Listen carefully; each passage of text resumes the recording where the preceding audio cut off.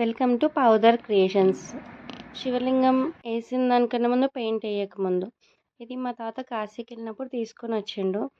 అయితే కొన్ని రోజులు అయినాక కలర్ అనేది ఫేడ్ అయిపోయింది. సో దానికి మనం పెయింట్ వేద్దాం అనుకుంటున్నాం. సో ఫస్ట్ అయితే దాన్ని నీట్గా క్లీన్ చేసుకొని దానికి బ్రష్తో క్లీన్ చేసుకున్నా. నెక్స్ట్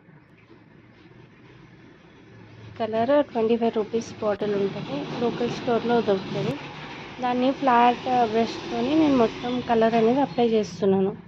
కొంచెం ఎక్కడ కూడా స్పాట్ వదలకుండా మొత్తం క్లీన్గా అప్లై చేసుకోవాలి.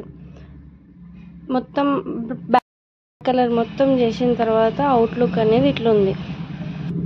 తర్వాత మనం దానికి డీటెయిల్స్ అనేవి ఇస్తున్నాం, అట్లా నామం అవన్నీ క్లీన్గా చిన్న చిన్న మినిమం డీటెయిల్స్ కూడా నేను లీవ్ చేయకుండా మొత్తం అన్నిటికీ కొంచెం వైట్ కలర్ వేసిన, కొంచెం అట్రాక్టివ్గా కనిపించడానికి. నామం కూడా పింక్ కలర్తో వేసిన, చూడడానికి రెడ్ ఉంటుంది. అవుట్లుక్ ఇది నామం. తర్వాత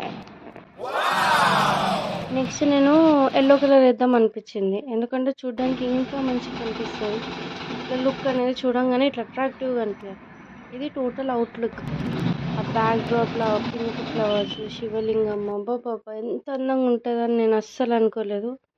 చూస్తుంటేనే కళ్ళు సరిపోతలేవు, అంత అందంగా ఉంది.